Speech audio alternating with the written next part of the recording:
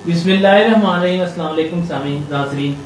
94 studio से मैं हूं आपके साथ मलिक ज़ुबैर। प्रोग्राम है अवामी मसाइल और उनका हल। आज हम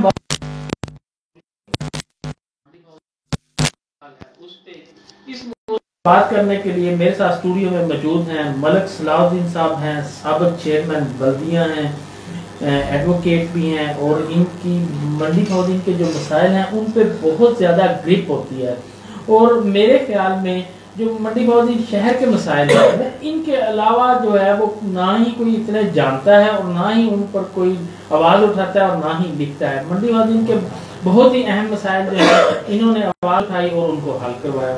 और उनके साथ मौजूद हैं अफजाल अहमद भट्टी साहब हैं, मुस्लिम लीग नून के जो हैं वो जागते हुए और बहुत ही जो आप कह लें कि ज्यादा काम करने वाले, सोशल मीडिया पर हर वक्त रहने वाले बहुत इनका बड़ा नाम है और मुस्लिम लीग के नून की जान है अफजाल अहमद भट्टी साहब। और उनके साथ तशरीफ रखते हैं पाकिस्तान पीपल्स पार्टी से इनका ताल्लुक है, तजिया खान है और एंकर पर्सन भी हैं, रेडियो पे काम करते हैं और बैरून मुल्क से भी जाके जो है वो आपको बाहर की दुनिया दिखाते हैं और किसी तारफ के मोहताज नहीं। मेरी बात है जनाब राजा जुल्फकार अली साहब, जिनके भाई की थी, बहुत बड़ी तकरीब थी, बहुत बड़ी जो है वहाँ पे गैदरिंग हुई, बहुत बड़ा सियासी काट था।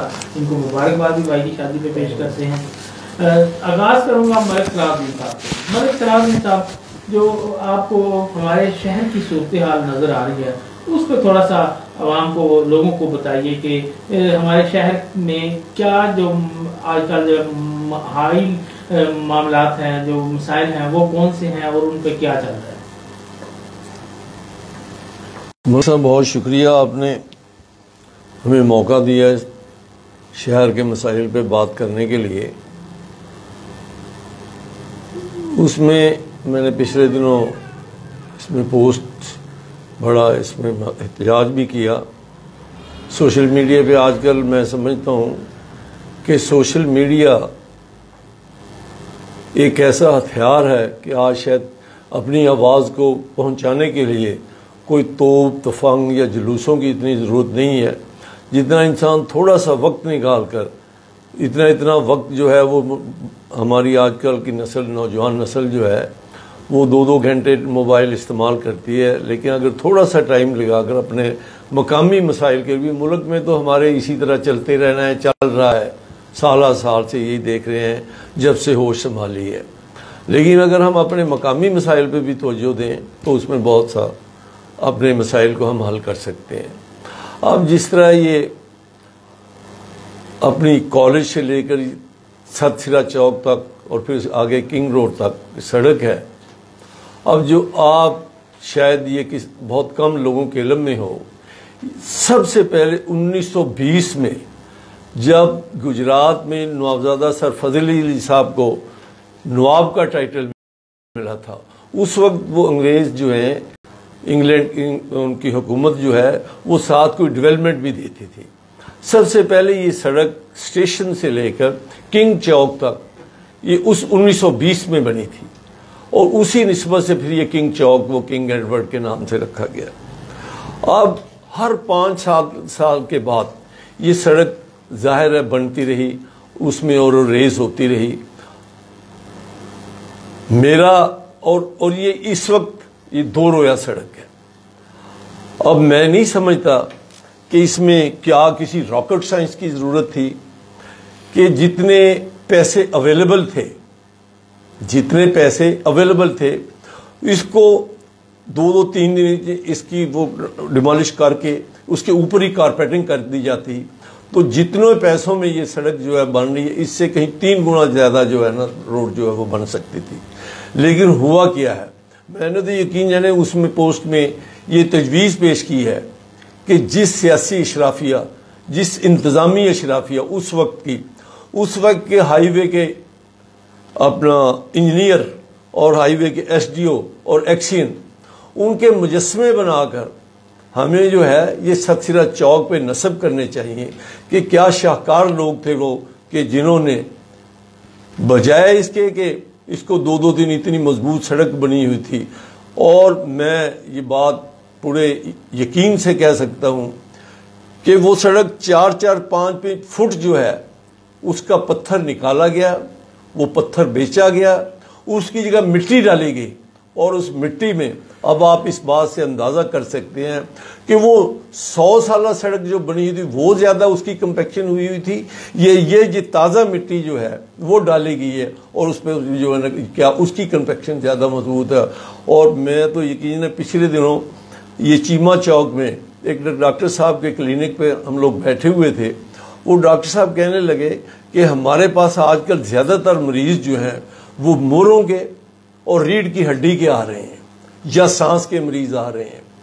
हुआ ये है कि वही बात कि अब मतलब ये ठेकेदार हजरात कहते हैं कि हमारे पास पैसे नहीं है, हमने तो जो खर्च कर चुके हैं। अब ये पता नहीं कितनी देर तक ये सूरत हाल रहेगी। लेकिन फिर मैं उसमें यही बात करता हूँ कि अगर यहाँ मकामी मुंतखब हुकूमत होती जिसको बल्दिया हम कहते हैं लोकल, तो क्या वो अवामी मुंतखब हुकूमत जो है मकामी लेवल पे अवाम की रजामंदी के बगैर, अवाम की उसके मतलब उनको इत्माद में लिए बगैर इतनी सड़क रेस कर सकती थी कि लोगों की आप ये देखें कि इससे ये सड़क लोग बीमारियां ही नहीं, और यकीन जानो कितनी देर ट्रैफिक जो है वो ब्लॉक रहती है, लोगों की गाड़ियां मोटरसाइकिल जो है वो तबाह हो रहे हैं। और लेकिन अब कुछ पता नहीं वो कब मुकम्मल होनी है, क्या होना है क्या नहीं होना। और अगर वो वही बात कि जितने पैसे मुयस्सर थे उनको उसी तरह मतलब इसको ज़्यादा 2-2, 3-3 इंच उस पर वो कारपेटिंग उसकी उखाड़ के अगर उसी पे मतलब कारपेटिंग कर दी जाती तो ना ही लोगों को मजा। और फिर आप इससे एक और बात देखें कि एक वक्त में एक साइड को किया जाता और दूसरी साइड पे ताकि ट्रैफिक चलती थी। मैं हैरान हूँ वो क्या इंजीनियरिंग डिपार्टमेंट, क्या उस वक्त के इंतजामी अफसरान, क्या सियासी शराफिया कि उन्होंने सिर्फ ये कोई ठेकेदार को फायदा पहुंचाने के लिए कि ये दोनों साइडें से उन्होंने निकाल के अपना पत्थर बेचा। और ये अब अवाम जो है और लोगों की साइडों पे प्रॉपर्टी, अरबों रुपए की प्रॉपर्टी। मैं तो हैरान हूँ कि वो बेचारे वो लोग, वो वही बात है कि यहाँ लोगों को अपने रोटी खाने पीने से ही फुर्सत नहीं है कि कोई आवाज़ उठाते कि अरबों रुपए की उनकी जायदाद जो है वो बर्बाद हो गई है। और इस तरह ये अवाम के साथ बहुत बड़ा जुल्म किया गया है। मैं अब भी गुजारिश करता हूँ कि इसका कोई हल जो है ना वो निकाला जाए। ठीक हो गया जी। अफजाल अहमद भट्टी साहब, आप क्या कहना चाहते हैं इस सड़क के हवाले से? बिस्मिल्लाहिर्रहमानिर्रहीम। बहुत शुक्रिया मलिक साहब, आपने प्रोग्राम में मदऊ किया और आवाम तक अपनी राय और व्यू देने का मौका दिया। जैसा कि मलिक साहब ने बड़े अच्छे डीपली जो है इस पर डिस्कस किया, तो मैं इतना ही कहूँगा कि पहले जब सालम से किंग रोड तक चौक तक ये सड़क बनी थी ना, नासिर बुसाल साहब ने नून लीग के दौर में बनी थी, तो आपको पता है कि एक बहुत बड़ा मंडी के लोगों के लिए बेनिफिट हुआ इस सड़क की वजह से, बहुत अच्छी सहूलत मैसर हुई। तो उस वक़्त भी मलिक साहब की बात को आगे कोट करूँगा कि एक साइड को उन्होंने करके मुकम्मल, फिर दूसरी साइड ऐसे प्रॉपर जो तरीका होता है आवाम को, देखें ना जी, सड़क का क्या मकसद है, बनाने का क्या मकसद है कि आवाम को सहूलत देना। लेकिन यहाँ पे जो है पूरा 1 साल हो गया, मैंने वो तकलीफ बर्दाश्त की हुई है। मेरी उस टाइम मैं बात नहीं करना चाहता था, लेकिन मलिक साहब की बात से ना मुझे वो सीन याद आ गया कि जब मेरी अम्मी बीमार थे और उनको मैं हॉस्पिटल से ना, जब ज़ाहिर बात है वो बीमारी ऐसी थी उनकी, हम दूसरे तीसरे दिन उनको लेके आते थे, तो हॉस्पिटल से जब हम जा रहे थे ना, तो रास्ते में वो मुझे कहते हैं गाड़ी तेज चलाओ, मैं मुझसे इतना बैठा नहीं जाता। वहाँ पे अब देखो ना एक टूटी हुई सड़क है, वहाँ पे अब तेज बंदा कैसे गाड़ी चलाए। मकसद ये है कि मैं तो उस दिन की वो तकलीफ मेरी आंखों के सामने मैंने वो देखी और वो महसूस की है। तो ऐसे पता नहीं हज़ारों डेली के मरीज होंगे, ऐसे पता नहीं हज़ारों डेली के लोग होंगे जो बेचारे इस मुश्किल का शिकार है। और ये मेरे ख्याल में इन्होंने जानबूझकर डिले करने का इसका क्या मकसद है? अवाम को जो है वो जलील करना, अवाम को जो है वो इस तरह उनको ज़हनी अजियत और कोफ्त जो है उनके अंदर वो पैदा करवा दी हुई है। जैसे वो बीमारियां और उसकी डस्ट से जो होती हैं वो भी है, और जो प्रॉपर्टी का जो मलिक साहब ने जिक्र किया है कि लोगों की इतनी वो जो है वो उन्होंने इतना उस पर भर्ती डाल के और वो मटीरियल डाल के उसको ऊंचा कर दिया। मकसद ये है कि इसको बेहतर तरीके से किया जा सकता था, लेकिन इसके मकसद का नहीं पता चला। मैं तो सोशल मीडिया पे भी अगले दिन पोस्ट लगाई थी, बताया था कि ये क्यों हो रहा है। और ये सरासर ज्यादती है और ये नहीं होना चाहिए था। इसमें अब वल्लाह आलम पैसे का मार्जिन ज़्यादा रखा गया है, ठेकेदार को सहूलत दी जा रही है या किसी और को दी जा रही है। यहाँ पे ना वो मुजफ्फर सियाल एक डीसी आया था तो उसने चंद पौधे लगा के साइडों पे तो करोड़ों रुपए खा गया था। तो यहाँ पे तो जो भी ज़िली इंतज़ामिया आती है वो हमें करप्ट ही मिलती है, वो चाहे डीपीओ नासिर सियाल हो तो चाहे वो मुजफ्फर सियाल हो, यानी कि वो जो भी आया है उसने इस मंडी को खाया ही है। यानी कि मंडी के लोगों को, यानी आप देख लें कि सिरा चौक में कभी घोड़ा बना दिया जाता है, कभी उसको तोड़ दिया जाता है, कभी वहां पे टावर लगा दिया जाता है, यानी कि वो उसको ही वो सीधा कर रहे हैं या फंड खाने के लिए।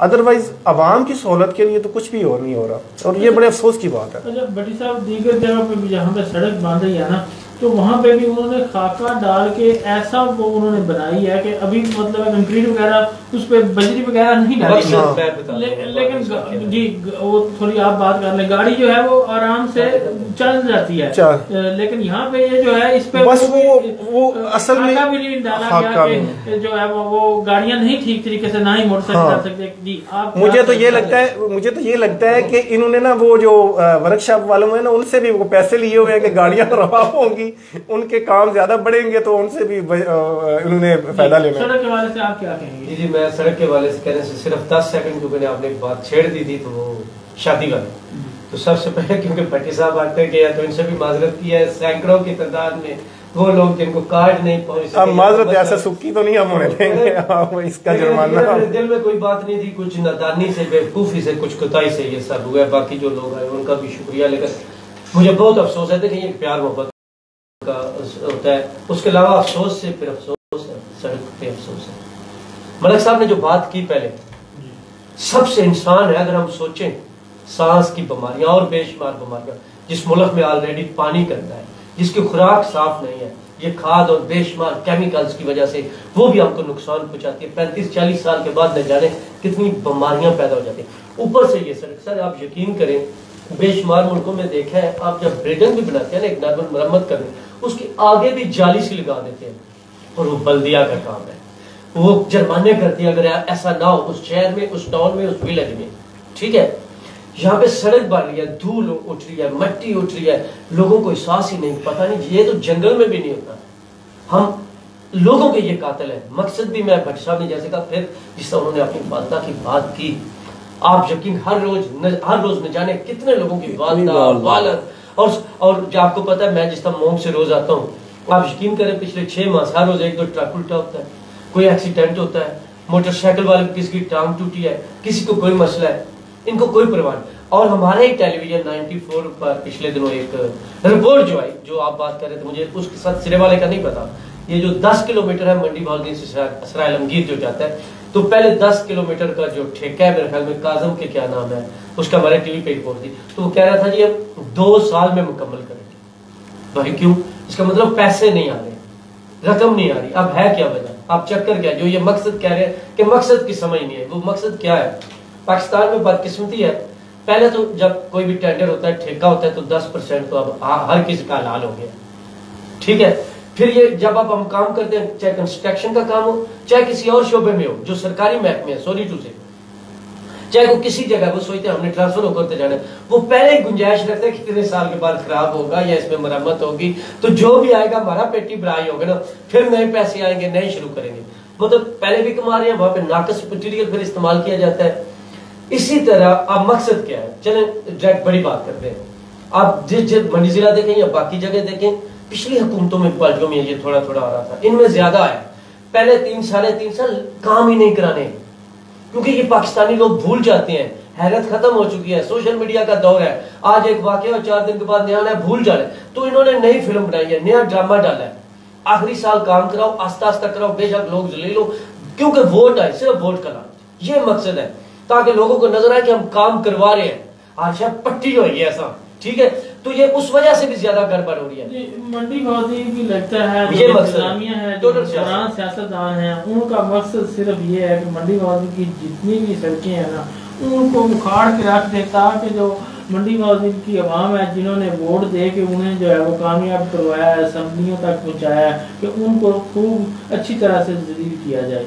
जब यह सड़क शुरू की गई थी जो मेरा सोर्स है उसके मुताबिक कि अभी जो ये कॉलेज से लेके सातसिरा तक ठेकेदार अलग है और सातसिरा से किंग रोड तक जो है वो ठेकेदार ठीक है। और दूसरा ये कि अभी फंड मौजूद नहीं है मेरे सोर्स के मुताबिक कि फंड्स जो हैं वो बजट में आने हैं और उसके बाद दोबारा जो बाकी तमीर है वो शुरू होनी है। जिस वक्त तमीर शुरू की गई तो उस वक्त हमने यहाँ पे भी थोड़ा शोर किया और सोशल मीडिया पे भी हमने लिखा कि ये ऐसा क्यों किया जा रहा है कि सारा मटेरियल क्यों उखाड़ा जा रहा है, इसके ऊपर या थोड़ा सा उखाड़ के जो है वो बना दी जाती। तो तरह तरह के लोगों ने वहाँ पे तनकीद की, तरह तरह की बातें लिखी कि आपको क्या पता ये ऐसे बनती है ये वैसे बनती है।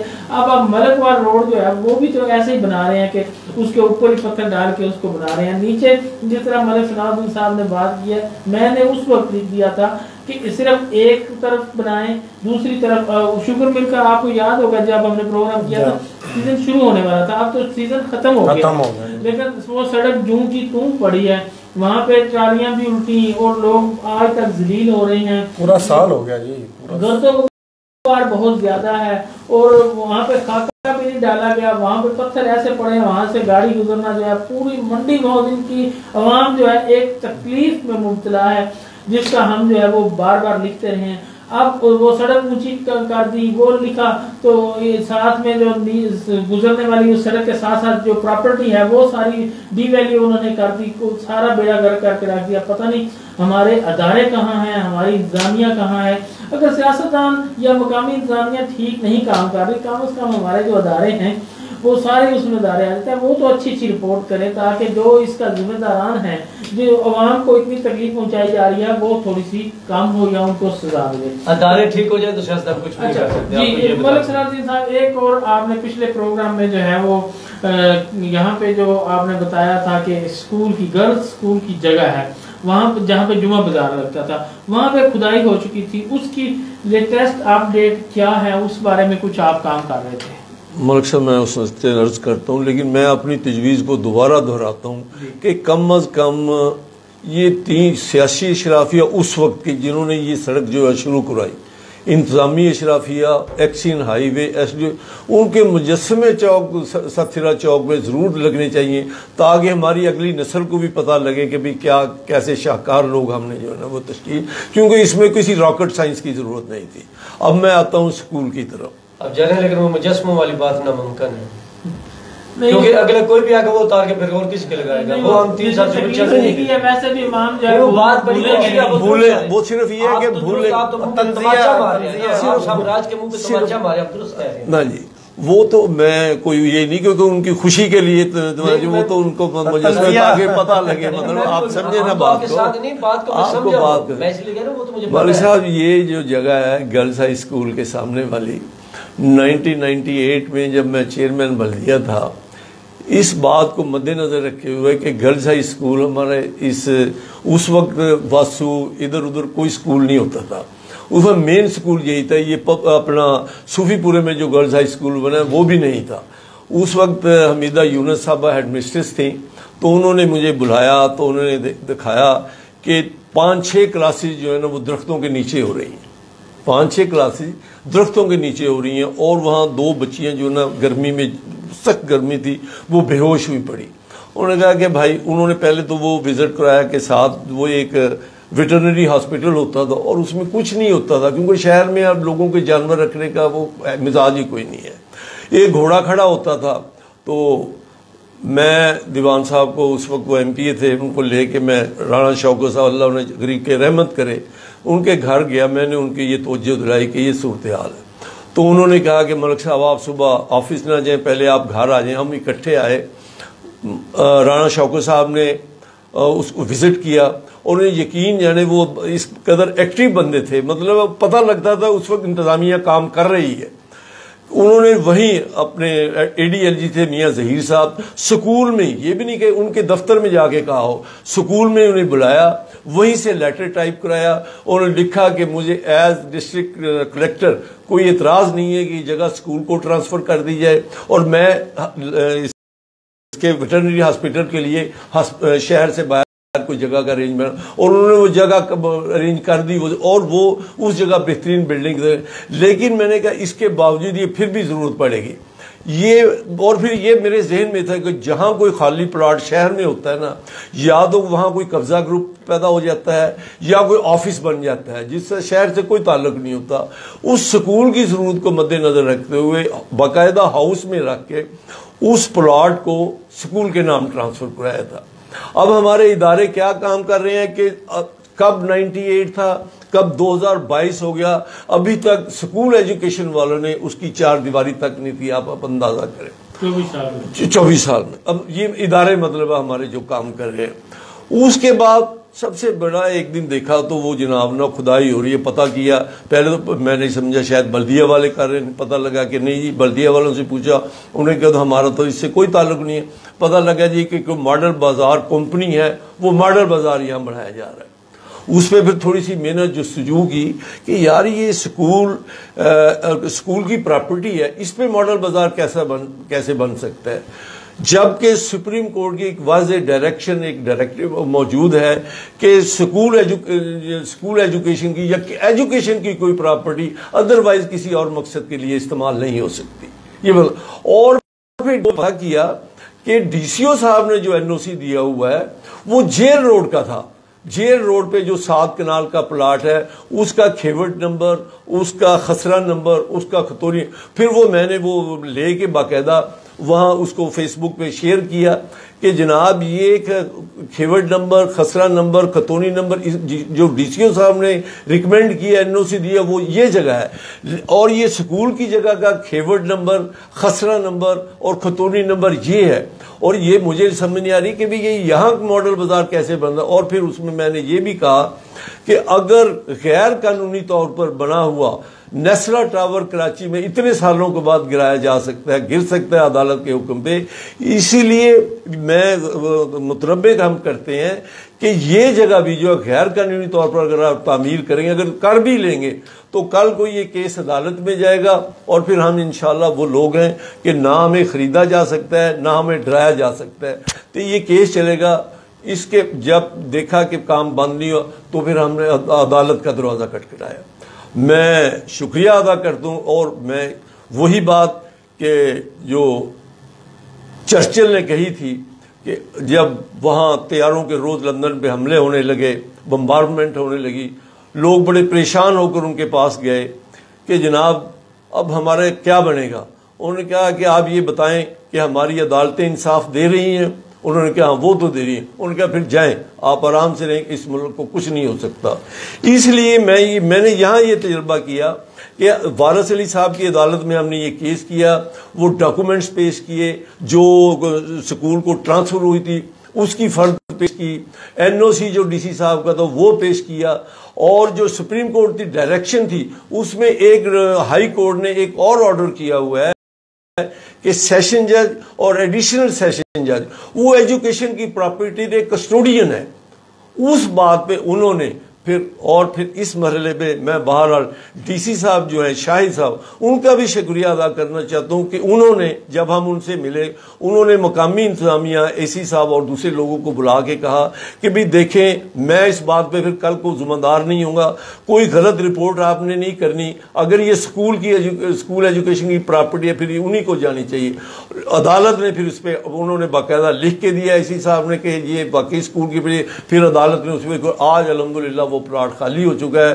और फिर मैं आपकी वसातत से महकमा एजुकेशन या डिस्ट्रिक्ट जो सीओ एजुकेशन है उनसे गुजारिश करते हुए कि खुदा के लिए अब तो 24 साल हो गए हैं, अब तो इसकी चार दीवारी करके अपना कब्जा ले लें। कल को किसी वक्त इंशाअल्लाह अल्लाह ताला ने कोई हालात बेहतर किए तो जिस तरह यहाँ एक डीसीओ मंडी बहाउद्दीन साहब ने यहाँ स्कूल ऑफ एक्सीलेंस के लिए इस जगह को रिकमेंड किया था, हम इंशाअल्लाह कोशिश करेंगे कि यहाँ स्कूल ऑफ एक्सीलेंस बने।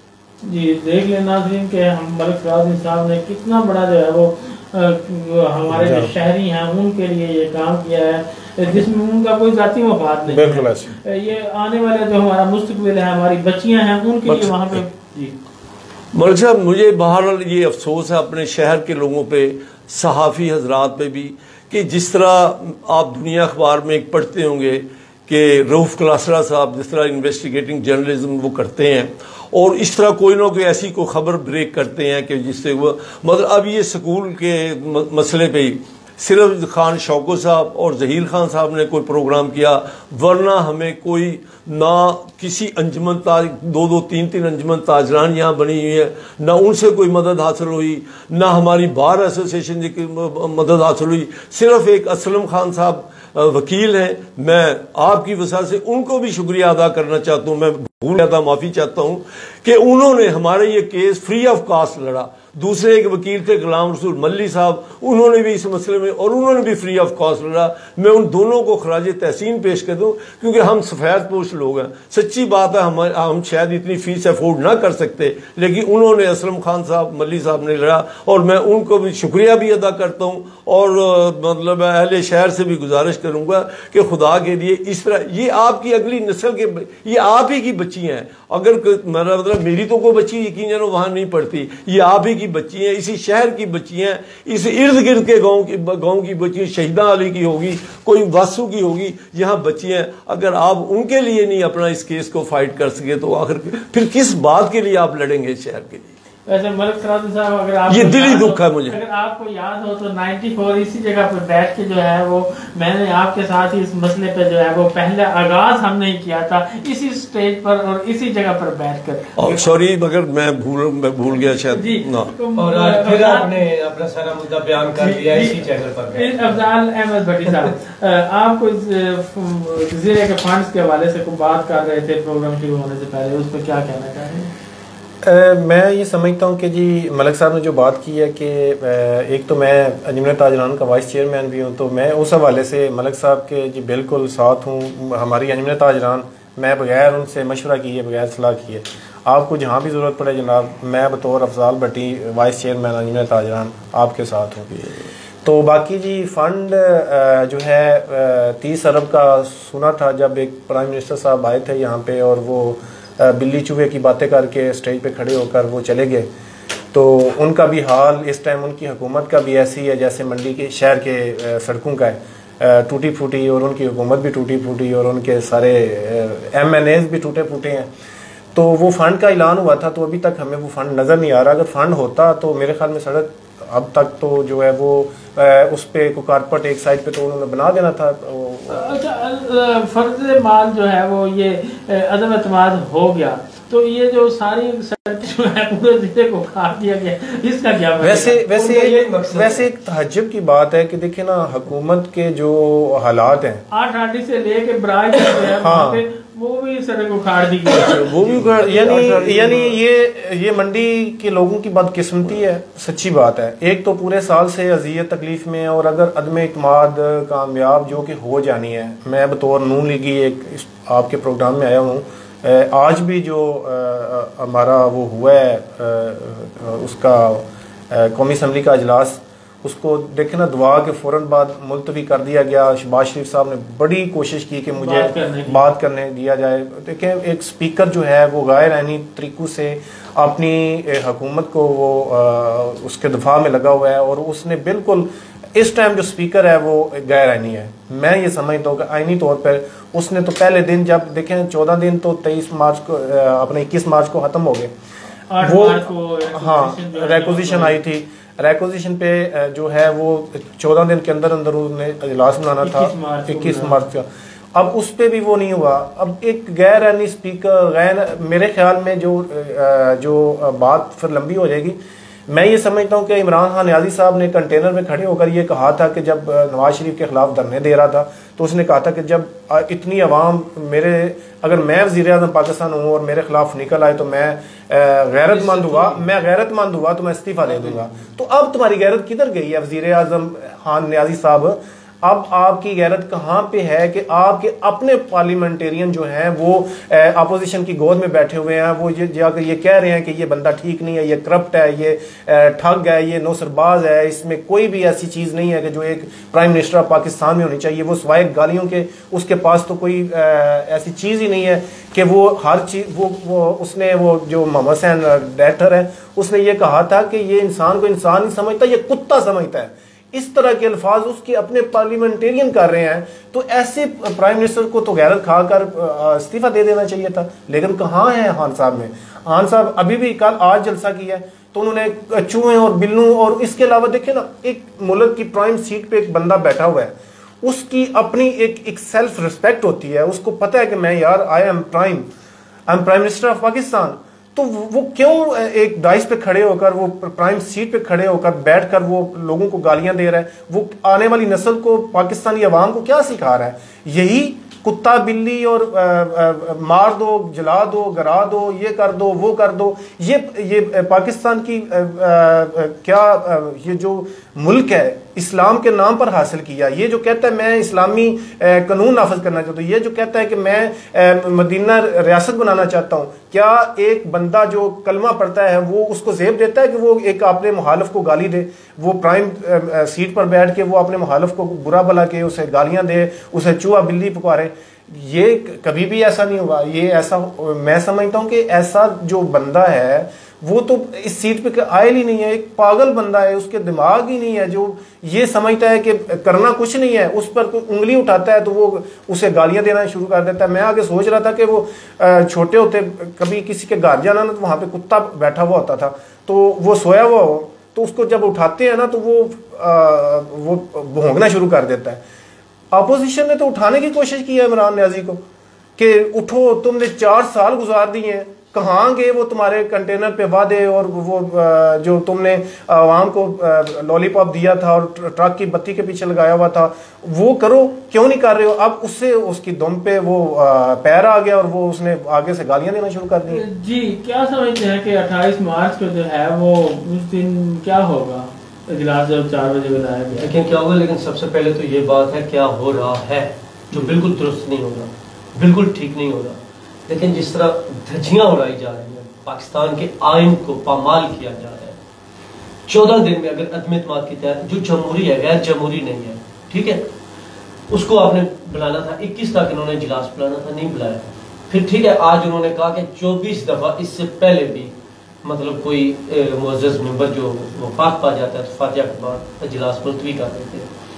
लेकिन उसके साथ कई दफा ऐसा भी है, जिस तरह पिछले दफा पाकिस्तान पीपल्स पार्टी की फौजिया बाब वफात पा गई थी तो आगे वज़ीर आज़म का इंतखाब था, उसको मद्देनजर रखते हुए इजलास नहीं खत्म हुआ था। ऐसी भी मिसालें हैं। ठीक है, कुछ रस्में या कुछ रिवाज होते हैं जिनको कायम रखना पड़ता है, लेकिन कई दफा ऐसे, क्योंकि इस वक्त एक तो बात वाज़ेह है, इमरान खान साहब आप देखें कहते थे कि जब मुझे पता चलेगा कि अक्सरियत नहीं है तो मैं खुद छोड़ जाऊंगा। अब उनको पता है अक्सरियत नहीं है और वो छोड़ नहीं रहे, बल्कि कप्तान भाग रहे हैं वोटिंग से। ये तलख बल्कि मुसलमान हकीकत है अब भी। और वजह क्या है? वजह यह वो किसी तरीके से उन लोगों को वापस लेकर है। आप देखें ना, वो करप्शन के खिलाफ आए थे, ऐसे ही है। जब वो आए थे उस वक्त पाकिस्तान 116वें नंबर पर था। आज करप्शन में 140वें नंबर पर है, 180 नंबरों में। पाकिस्तान में इन्होंने टिकाकर करप्शन किया। और मैं और आप वो लोग हैं कि हम जो तनकीद आज से 3-4 साल पहले नून लीग और पीपल्स पार्टी पर खामियों पर करते थे, इन लोगों ने वो हरकतें की हैं, वो कुछ किया कि हम उनकी तनकीद तो काफी अरसे से भूल चुके हैं। फिर पाकिस्तान का जो प्राइम मिनिस्टर है, खारजा पॉलिसी हो या दाखिला पॉलिसी हो, जो बात जहां पे करनी हो वहां पे करनी चाहिए। ये क्या कर रहे हैं सर? इनको पता है इन्होंने चले जाना है या कुछ देर रहना है। ये अमेरिका वाला फ्रॉड, दूसरा झूठ। भाई अमेरिका को क्या जरूरत है? अड्डे उन्होंने मांगे ही नहीं है। जब इन्होंने एब्सोल्युटली नॉट कहा, उस वक्त तो अमेरिकन अफगानिस्तान छोड़कर जा चुके थे, तकरीबन तालिबान आ चुके थे। 2002 में सर मुआहदा हुआ था और अभी तक वो खत्म नहीं हुआ। वो चाहे तो कोई अड्डा ले सकते हैं, ये सब जाने। फिर जो बात करो, अभी तक मैं हैरान हूं जो उनसे बात करते हैं दवाइयां महंगी हो गई, या करप्शन हुई, या आटे में करप्शन हुई, या चावलों में करप्शन हुई, गंदम में या चीनी में करप्शन हुई है, या आपने मतलब कमीशन लेकर गंदम बाहर भेजी, फिर कमीशन लेकर वापस लेकर, तो दो बातें। नवाज शरीफ जरदारी छोड़, कोई भी बात करते हैं नवाज शरीफ जरदारी छोड़, या जब भी उनसे कोई बात पूछते हैं आपने क्या किया, आपने क्या डिलीवर किया, तो वो कहते हैं पिछली हुकूमतों ने क्या किया, 30 साल से ऐसे हो रहा है। मतलब इसके अलावा कुछ बात। आप उनकी हालत देखें ज़हनी, कहते हैं जी पाकिस्तान में खुदकशियों का इजाफा हो रहा है, तो कहते हैं जापान से तो कम है। मतलब हर बात का उल्टा। फिर आप आजकल देख रहे हैं, मैं अंडे और टमाटरों का भाव पता करने तो नहीं आया भाई। 2 साल पहले 2.5 साल पहले तो आप क्या कट्टे और पता नहीं बच्चे पालने भी शुरू कर रहे थे, मुर्गियां। उससे पहले आप वज़ीर आज़म हाउस में भैंसों के बारे में भी लगे। मतलब हर बात एक दिन उल्टी कर, एक दिन न्यूट्रल, एक दिन मुझे और आपको जानवर बना देते हैं। भाई हम न्यूट्रल है तो जानवर को है। दूसरे दिन कहते हैं कि जी वो पता नहीं कुछ, मतलब रूस में जाते हैं तो कहते हैं कि हमें न्यूट्रल रहना है यूक्रेन और रूस के दरमियान। उस वक्त हम जानवर हो जाते हैं। यहाँ आते हैं तो सुना किसी और को रहे होते हैं और उनको न्यूट्रल कह रहे होते हैं पहले, क्यों न्यूट्रल कह रहे हैं? तो वो पहले न्यूट्रल नहीं थी, खुद कहते थे। अब ये सरप्राइज कल जो साफियों को मिले, आप मुझे बताएं क्या सरप्राइज देंगे? मुझे वो धरना याद है, हम रेगुलर, मैं स्पेन में था, पूरी कवरेज कर रहे थे, देख रहे थे आगे पीछे। यहाँ उस वक्त राब्ता भी ज्यादा था और हकीकत है मैं काफी चीजों पे मियां नवाज शरीफ साहब पे खुश नहीं था, अब भी नहीं हूं उन चीजों पे, लेकिन इसकी भी कुछ हरकतों इनकी पे भी खुश नहीं था कि अंपायर की उंगली एतवार को उठेगी सरप्राइज, अंपायर की उंगली हफ्ते को उठेगी, अंपायर की उंगली जनाब जुमे को उठेगी, उल्टी गिनती थी। मतलब यही सरप्राइज देते थे। हर रोज एक नई भौंगी मारते हैं, नया झूठ बोलते हैं। मतलब आप देखें सबज, और मैं हैरान हूं लोगों पे, 3.5 साल में आपने किस चीज में अवाम को डिलीवर किया? हर चीज महंगी हुई सर। जब 2011-12 में, मेरे ख्याल में शायद डेट गलत हो, जब 140-145 डॉलर का फी बैरल तेल था पीपल्स पार्टी के दौर में, तो 110 रुपए से कीमत यहाँ पर नहीं बढ़ने दी गई थी। अब तो 110-20 है ना, पहले 84-85 था जब यहाँ पे, और उसमें 24 रुपए टैक्स था। तो उस वक्त भी यहाँ पे इन्होंने 150 के ऊपर ले गए थे। मतलब ये क्या? और भाई साहब कहते थे, हम नहीं कहते थे, जब गैस महंगी हो, जब तेल महंगा हो तो समझो हुक्मरान चोर है। भाई हम तो समझ रहे हैं, आप नहीं कोई समझ रहा तो हमारा क्या कसूर है? मैं आज भी कहता हूं खुदकशी हराम है, नहीं करनी चाहिए, मुहतरम को नहीं करनी चाहिए, लेकिन उन्होंने इरशाद फरमाया था, आपने मुंह से बकल्लम खुद कहा था कि मुझे IMF के पास जाना पड़ा तो मैं खुदकशी कर लूंगा। लेट गए, और 6 महीने वो जो लेट गए, 1 घंटा पहले इमरान खान साहब को नहीं पता था, असद उमर को नहीं पता था, जब उनको वजीर खजाना से हटाया, फिर वो खालिद साहब को लेते हैं, खालिद साहब, अब ये शौकत तरीन साहब, कोई अपना इनका बाद में आया। मतलब बदल रहे हैं, वजीर खजाना बदल रहे हैं, इकानमी नहीं बदल रही है, गरीब की हालत नहीं बदल, सॉरी माजर, गरीब की हालत तो बदल रही है ना, वो गरीब से गरीब तार हो रहा है। 50% से ज्यादा तो मिडिल क्लास गरीब से गरीब तार हो रहा है। मैं सर बहुत ज्यादा मैं माजरत खाऊं, खुदा की कसम, मुझे बताया एक मुलाजम सरकारी या आम आदमी वो 1 माह गुजारा कर सकता है? उस वक्त मलिक साहब अपने हवाले से एक बात कर रहे थे, लेकिन सच है, हुकूमत के खिलाफ ये गरीब कहां से निकले? उनको तो होश नहीं पीपल्स पार्टी की, नून लीग की या किसी को। उन्होंने पूरा दिन मजदूरी करनी है, शाम को अपने आप को, अपने बच्चों को, बाल बच्चों को सिर्फ खाना खिलाना है जिंदा रहने के लिए। घी 500 रुपए किलो हो गया, और ये कहते हैं मैं भाव पता नहीं करना है। आप किसका भाव पता करना है? जो इल्जाम लगाते हैं यहाँ पे सिंध हाउस में रेट चला है, भाई तो सबूत लो। यहाँ आप मुझे बताइए, वो जो आपके बलोचिस्तान ने 75 के 72 करोड़ में सीट मांगी थी, उसका भाव पता करने आए थे। सेनेट के इलेक्शन में भाव पता करने आए थे। या जंगीर तरीन ने 75 अरब जो कमाया उसका भाव पता करने आए थे। नदीम बाबर ने जो 25 अरब कमाया उसका भाव पता करने आए थे। वो आपके आजम साहब खान क्या है, उनको अक़वाम मुत्तहिदा में भेज दिया, उसका भाव पता करने आए थे। हम भी कहते थे 30 अरब में ये लाहौर के और इस्लामाबाद वाली मेट्रो महंगी है, लेकिन आप 100 से ज्यादा अरब पर ले गए, वो भाव पता करने आए थे। मालम जब्बा में करप्शन के भाव पता करने आए थे। रिंग रोड में 1200 के भाव पता करने आए थे। 1 अरब 44 करोड़ डॉलर जो कोरोना के खाए गए अभी पता नहीं चला, उसके भाव का पता करने आए थे। उनको छोड़े, मुझे बताएं ये बनी गाला में जो उनके 4 मुलाजिम, पता नहीं मोहम्मद रफीक, मोहम्मद यादव, न जाने क्या क्या नाम, उनके नाम पे जो पैसे आते रहे, जो इसराइल शोहरी साहब या कौन या इंडिया से जो फंडिंग हुई अब अदालत में गए, उसका फैसला तो 8 साल से नहीं हो रहा, आप भी कर दे, वहां उसका भाव बताएंगे हमें। 32 करोड़ का पता नहीं चल रहा, काफी काउंटों का पता नहीं चल रहा, उसके भाव बताएंगे हमें। या एक दिन कहते हैं ये MNA, ये MPA, मैं इनका बाप वापस आ जाए, उनका भाव बताएंगे। दूसरे दिन कहते हैं मैं बहुत खतरनाक हूं, इनको नहीं छोड़ूंगा, इनके भाव बताएंगे। ये सारी हुकूमत खत्म हो चुकी है। इस वक्त ये जबरदस्ती की हुकूमत है, क्योंकि पिछले काफी सालों से जबरदस्ती की हुकूमत है। मैं पहले दिन से कहता हूं ये इत्तेहाद भी जबरी था। काफली पंजाब के डाकू चोर इमरान खान साहब, वो कातल MQ इमरान खान साहब, वो इनके साथ इमरान खान साहब, तो फिर जबरी इत्तेहाद है। ये इत्तेहाद इन्होंने आपस में तो नहीं किया, वो सीधी सी बात है ये जब। और अब हमें तो पहले भी काफी लोगों को पता है, MP MNA और मिनिस्टर जितने भी मैं PTI को मिला हूं, मैं आपको शायद याद हो साल तो पहले बता रहा हूं, वो अंदर से बहुत तंग है, उनका शौक, उनका जादू। और मैंने शायद एक प्रोग्राम में एक और बात कही थी, वो डॉक्टर फिरदौस शेखवान की, जब वो बोलती थी ना राजकुमारी ये आगे पीछे, उस पर 100 इतराज करे। मैंने शायद आपको बताया था या किसी और आपने प्रोग्राम में कहा था कि वो बाहर आकर इतनी परेशान उस बात पर होती थी, रो पड़ती थी कई दफा इसका मतलब है कि उसका केस थे, कोई और मसला था। सर यहाँ पे 50% लोगों को तो जो इनके साथ चले हैं वो मजबूरन चल रहे हैं, वो जबरदस्ती चल रही है। ये काय की हुकूमत, कहाँ की हुकूमत? अब आदादोशुमार पूरे नहीं है। 1 महीने से मुल्क आपका 8 तरीके से रुका हुआ है। ब्यूरोक्रेसी इस्लामाबाद की जो है या लाहौर के, वो अब इनको मानती नहीं है। फायदा पता नहीं कोई और उठा रहा है। जी दोबारा आपकी तरफ आऊंगा। जी मलिक सलाउद्दीन साहब, कुछ पेश आई अदम एतमाद पेश करने की क्या वजह है? मलिक साहब 5 साल पूरे करने हमारा नहीं, मैं अर्ज करता हूँ, मेरी शुरू से यही राय है कि मुसलमान की हैसियत से मुसलमान हम उस पैगम्बर सल्लल्लाहु अलैहि वसल्लम की उम्मत है कि जिन्होंने वादे की अहमियत पे बहुत ज़्यादा जोर दिया। मैं हमेशा से कहता रहा हूँ कि जब से पाकिस्तान बना है सियासी पार्टियाँ अवाम को जो नारे लगाती रहीं, जो सब्ज़ बाग दिखाती रहीं, यकीन जाने उसका अगर 20% भी अमल होता आता, सिर्फ 20%, तो भी आज पाकिस्तान एक दरकशिंदा मुल्क होता। आप इख्तलाफ कर सकते हैं, लेकिन मेरी अपनी एक राय असेसमेंट है, वही बात है 50 साल हो गए इसी दशक की सयाही में। ये जो नवाज शरीफ साहब की हुकूमत थी 2013 से 2018 तक, पहली दफ़ा मैंने इस बात को असेस किया कि नवाज शरीफ ने अपनी इलेक्शन कैंपेन में जो भी नारे, जो वादे किए थे, उस पर उन्होंने अमल करके दिखाया। मसलन मैं आपको मिसाल देता हूँ कि उस वक्त 2 मसाइल सबसे ज़्यादा थे। एक दहशतगर्दी का मसला कि किसी बंदे को, ख़ासतौर कराची में, और किसी बंदे को पता ही नहीं होता था कि मतलब जब नवाज शरीफ 2013 के बाद हलफ उठाने के बाद कराची गया, कराची के लोग वहाँ जो बिजनेसमैन कम्युनिटी थी, उन्होंने एक मीटिंग करके उसमें उन्हें बुलाया।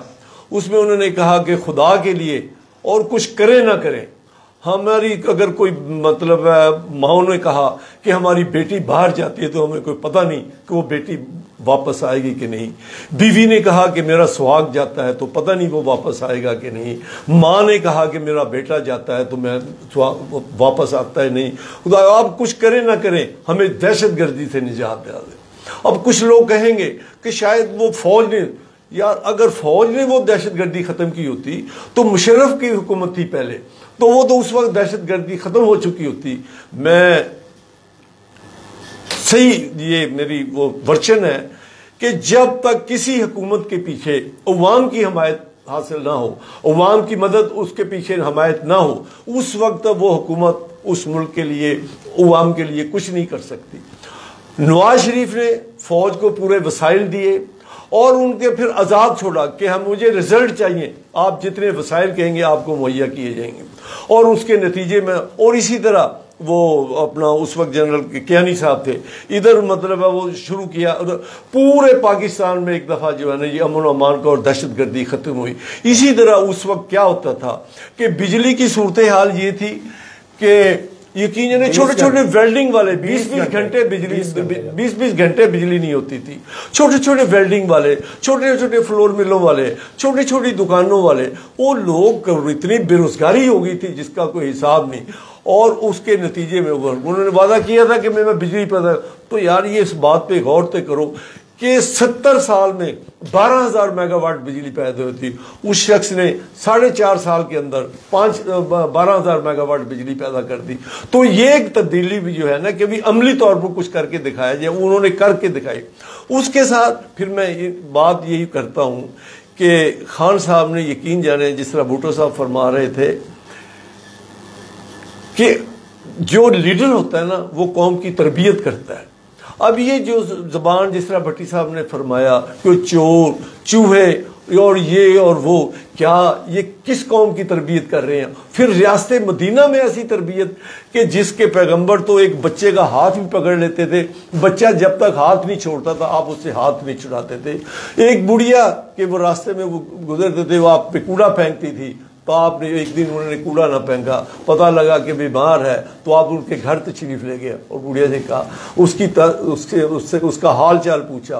तो यहाँ ये मतलब है रियासत मदीना, इसको कहा जाता है कि लोगों को चूहा और ये कहा जाए। और फिर ये आज वो मुनर्रिफ अरकान जो पीटीआई को छोड़ के चले गए, आज वो हो गया कि तुम्हारे रिश्ते नहीं होंगे, आज वो हो गया कि तुम्हें स्कूलों में जो है ना तुम्हारे बच्चों को मजाक किया जाएगा। लेकिन जब इन्हीं लोगों ने जब 15 सेनेट के इलेक्शन, चेयरमैन के इलेक्शन में लोगों ने 12-15 उधर वोट दे दिए तो उनको कहा कि इन लोगों ने अपनी ज़मीर की आवाज़ पे वोट दी है।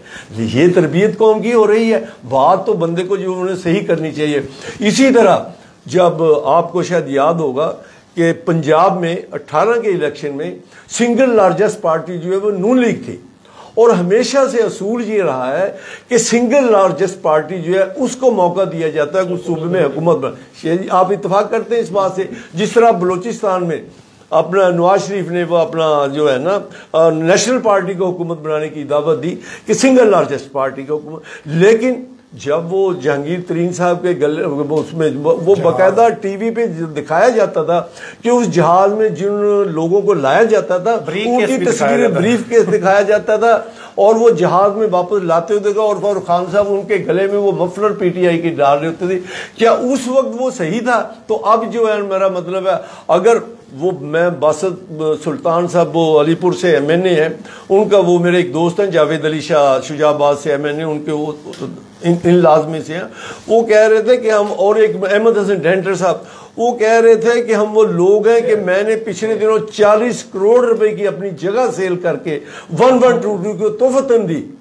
तो ऐसे बंदों को ये कहना कि ये पैसे लेके बिक गई हैं, या जब बासत सुल्तान साहब बुखारी साहब कह रहे थे कि हम के मेरे दादा जो हैं 1920 में भी एमपीए थे, और वो अगर अब आपको इलेक्ट्रिबल पे इतराज है तो यही इसके लिए तो आपने एक पूरा प्रोग्राम किया था टीवी पे कि अगर मैं इलेक्ट्रिबल को ना हूं तो मेरी तो हुकूमत नहीं बन सकेगी। अपनी हुकूमत बनाने के लिए आप कंप्रोमाइज करें वो बेहतर है, अगर वो दूसरी तरफ कोई तरफ चले जाए तो ये मतलब है कम अज कम जो बंदा लीडर हो, और फिर खास तौर पर जो रियासत मदीना का नाम इस्तेमाल करे।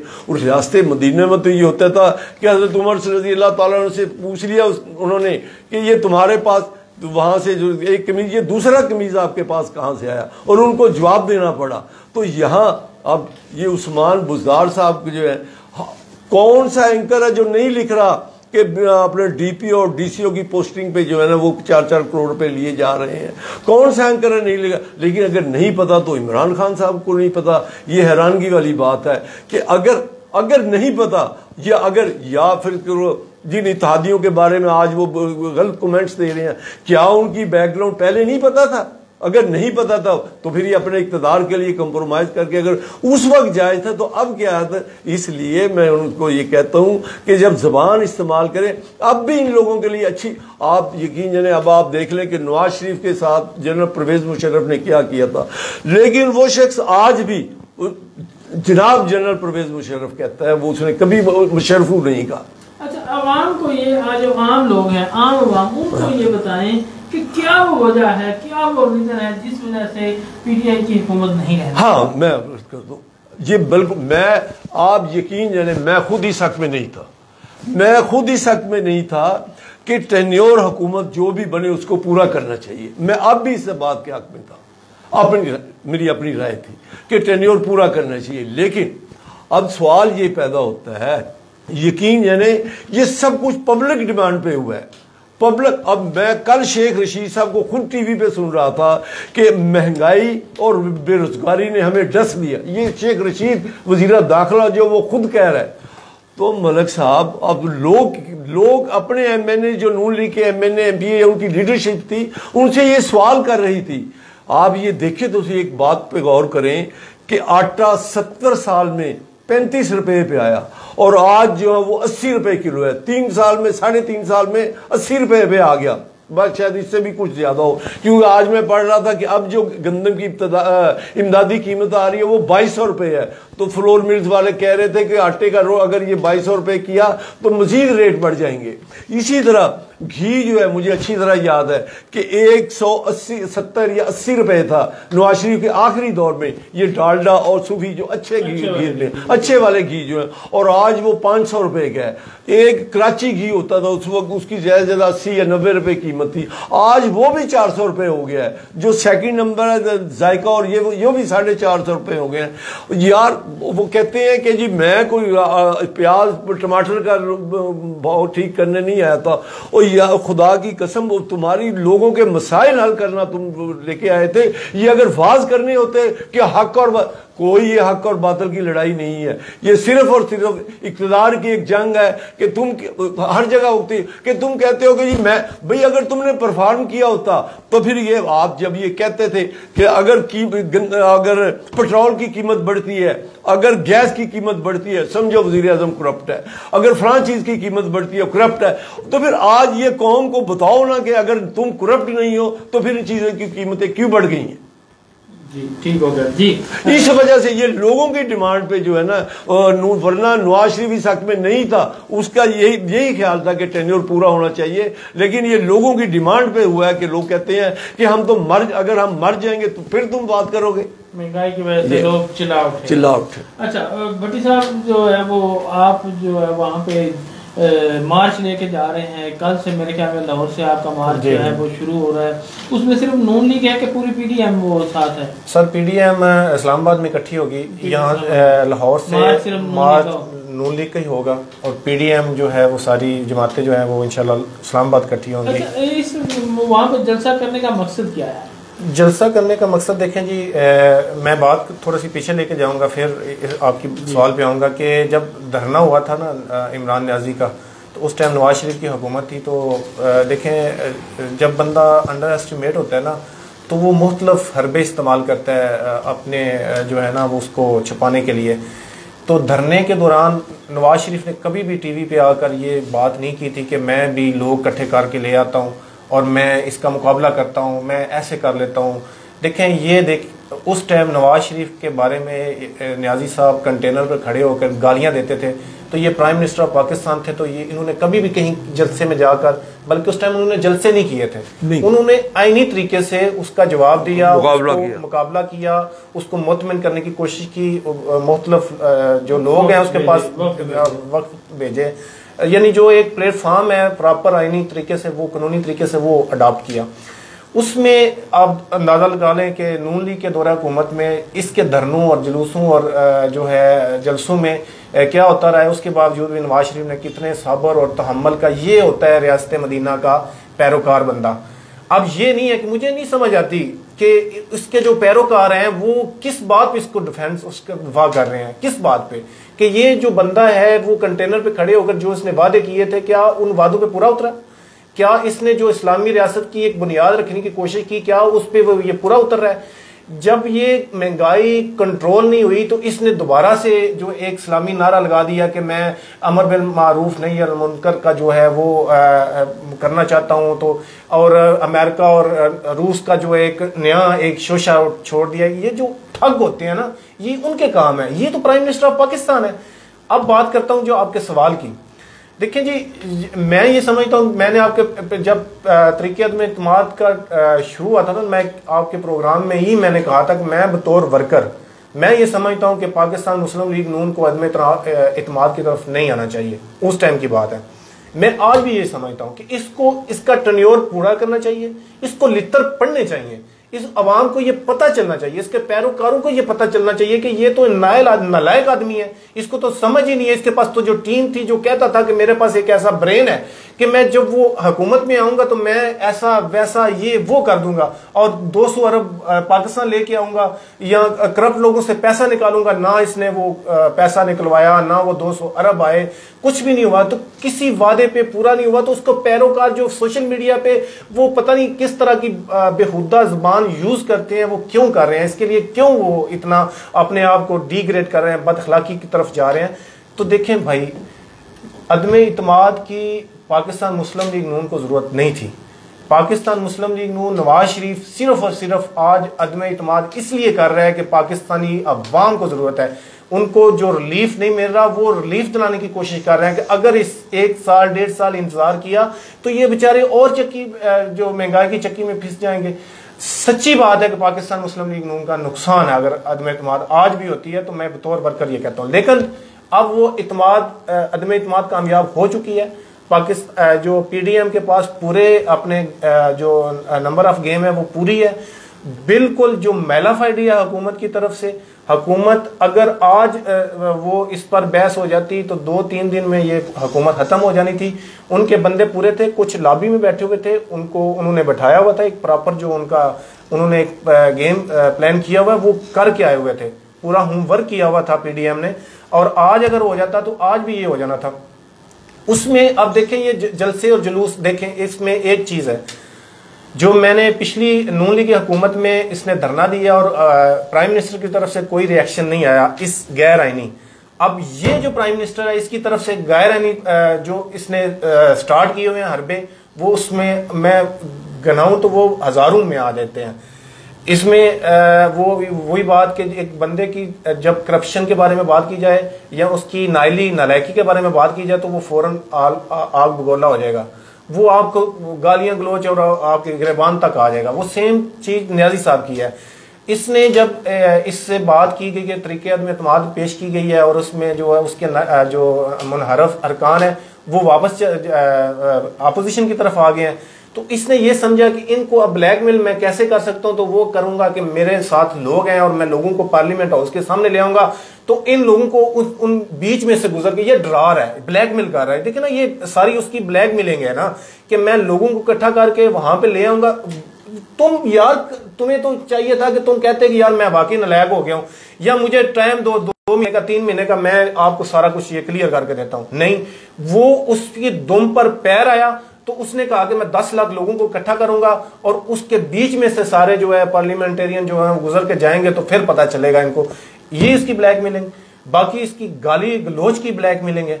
इसकी मुनहरफ अरकान जो है पार्लियामेंटेरियन है उसको ब्लैकमेल मुख्तलिफ हरबों से कि शादियां नहीं होंगी, ये नहीं होगा, वापस आ जाओ, ये कर दो, वो कर दो। जब उसके अपने जहाज भर भर के लोगों के आ रहे थे, उनको खरीद के ला रहे थे, उस टाइम वो सारे उनकी शादियां हो रही थी उनके बच्चों की, वो उस टाइम मुसलमान थे, अब ये काफिर हो गए हैं नाउज़ बिल्लाह।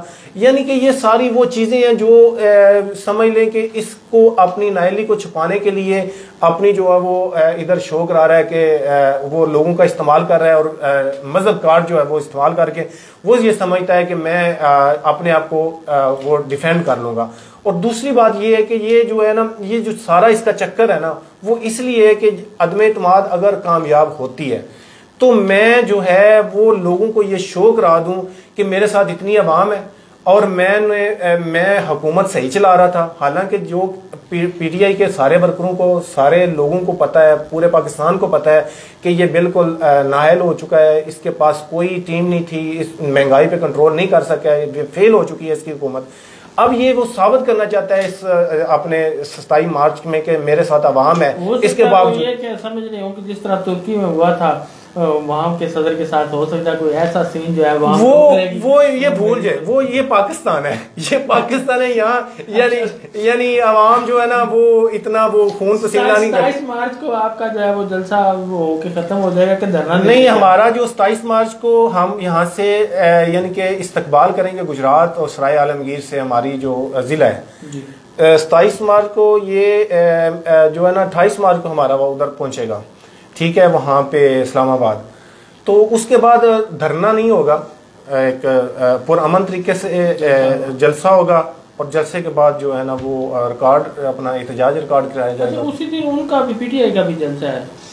उसका एक तो उन्होंने जो डी चौक था उनका प्लान जो है वो, क्योंकि ऊपर से प्रेशर था, जाहिर बात है। अब वैसे तो मेरे ख्याल में अखलाकी तौर पे प्राइम मिनिस्टर को, पीटीआई को ये जलसा नहीं करना चाहिए। बातें कर रहे हैं कि कोई लड़ाई वगैरह है। हाँ, तो ये डेफिनेटली ये जिस तरह की बदतमीजी और जिस तरह की सोशल मीडिया पे आके वो करते हैं, तो मैं समझता हूँ कि उस तरह अगर वो होता है तो एक तो उन्होंने डंडाबदार वो एक टाइगर फोर्स हो जो वो पूरे वो डंडे भी चैनल पे दिखा रहे। हाँ जी, वो कर रहे हैं वो 100% कर रहे हैं। हुकूमत कभी भी, जो भी आज तक हमने देखा है वही बात, कभी 50 साल हो गए हमें भी इसी दशक की सयाही में, हुकूमत कभी भी इस तरह के जलसे जो है ना वैन मौके पे के भी मुल्क में फसाद फैले, हुकूमत वो अवॉइड करती है हमेशा के लिए। मतलब हुकूमत की तरफ से कभी नहीं होता है।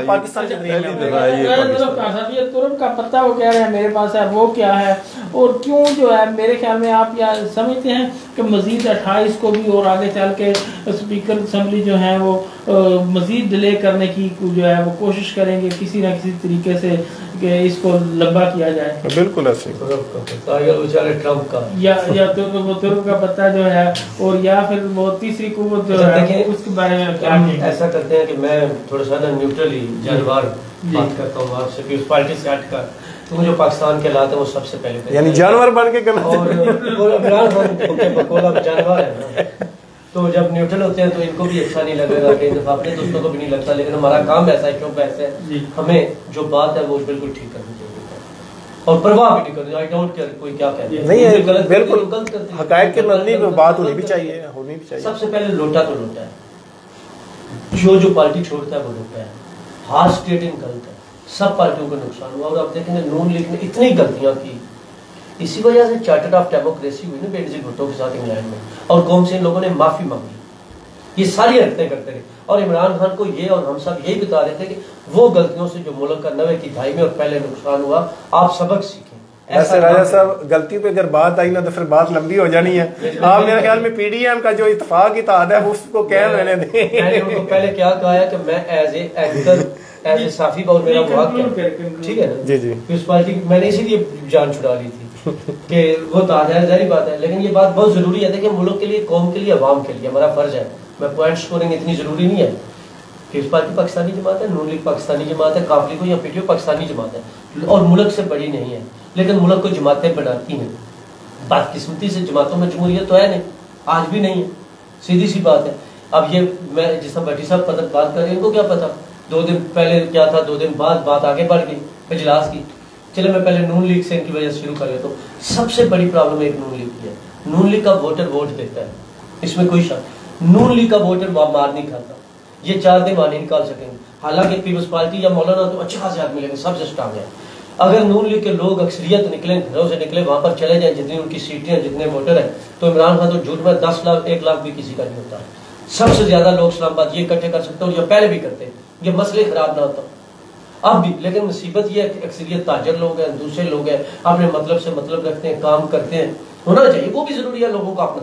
लेकिन जब आप इनकलाब लाना है, तब्दीली लानी है, कोई चेंजिंग करनी है, तो अवाम को निकालने की यकीन करें सबसे ज्यादा नून लीग के लोग इस वक्त यहाँ से जाएंगे, आधे ये रसूल से मुड़ेंगे, कुछ रालमगीर से मुड़ेंगे, कुछ कहीं से अपने एमपी एमएलए को हाजिरियां लगवाएंगे जिनको ड्यूटियां लगी होंगी, और उस जमात को नुकसान होता है। मैं आपको साल के पीछे नहीं वाकई ये बात नहीं करना चाहते हैं, मैंने इनकी बात का जवाब देना है। और यार इस पार्टी में बेशुमार है, उस तरह मैं और बात कर रहा हूँ, इस पार्टी में भी होगी बेशुमार, इस पार्टी में भी ऐसी है।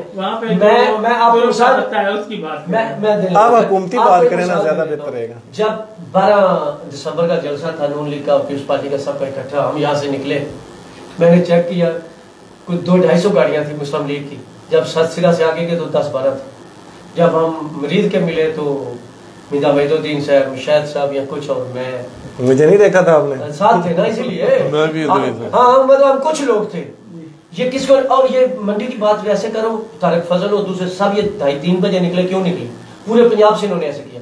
उस दिन का जलसा उस बेचारी ने कितना अच्छा नारा लगाया था, आलिया पार। इनको उसका मतलब ये कसूर पीछे वालों का है। अगर वहाँ पे सब ये नहीं, वो तो पीडीएम का जलसा था ना, पीडीएम के जलसे में सारी पार्टियों का वो सेम ही है। नहीं वो पीडीएम नुकसान हुआ था, देखे ना, जो मुश्तरका मीनारे पाकिस्तान भरना था, ज्यादा करना था। सर मरियम नवाज के जो इंडिविजुअल जलसे हुए हैं वो ज्यादा हुए हैं, पीडीएम नहीं। सीधी बात कर रहा हूँ आप नहीं, मैं आप जो बात कर रहे हैं, मैं देखे ना नून लीग के हवाले से जब इस तरह की बात मीडिया के हवाले इसका आपको। अच्छा अब आगे इस बात पे, जो बिजली के कारखाने होते हैं वो 8 साल में तकरीबन मुकम्मल होते हैं, 5 साल में नहीं होते। 2005-6 में बिजली कम, क्योंकि ये सियासतदान नहीं थे, परवेज मुशर्रफ वगैरह, तो बिजली पे काम नहीं हुआ था, ठीक है। और बदकिस्मती आपको मैं बता दूं, $32 अरब एक आया था, $6 अरब से ज्यादा ज़लज़ला अर्थक्वेक आया। ये जो 1.22 बाकी चीजें बताते हैं ना, इस पे $4-5 अरब लगा है। इसके अलावा आज तक पैसों का, दौलत का पता नहीं लगा। आपका पूरा मुल्क नया बन सकता था, क्योंकि सब एक पेज पर थे, ना बदनामी हुई ना कुछ और हुआ, और दौलत भी गया। फिर क्योंकि वॉर एंड टेररिस्ट की वजह से आपकी यूरोप की, अमेरिका की मंडियां भी खुली थी, वो भी आ रहा था, बड़ी अच्छी सेटिंग, लेकिन वो पैसे कम नहीं, कोई केस भी नहीं। असल करप्शन सबसे ज्यादा वो ही है, बिजली पे काम ना हो। जब पीपल्स पार्टी डेथ कर दी थी, ठीक है ना, फिर हर रोज जब पीपल्स पार्टी को इकदाम उठाती तो इफ्तिखार चौधरी अगले दिन 100 मोटो नोटिस ले लेते।